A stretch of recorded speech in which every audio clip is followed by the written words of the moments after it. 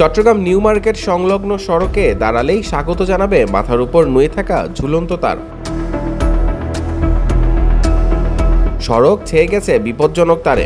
ফুটপাত ও রাস্তা ঘেঁষে বিদ্যুতের খুঁটি ও ল্যাম্পপোস্টে ঝুলে আছে বিদ্যুৎ, ইন্টারনেট ও স্যাটেলাইটের তার। মাথার উপর দিয়ে বৈদ্যুতিক তার ঝুলছে প্রায় প্রতিটি এলাকায়। মূল সড়ক কিংবা গলি পথের উপরের দিকে তাকালেই চোখে পড়ে বিদ্যুতের পিলারে বটগাছের ঝুড়ির মতো ঝুলছে তার। সড়কগুলো ছেয়ে গেছে বিপজ্জনক ঝুলন্ত তারে।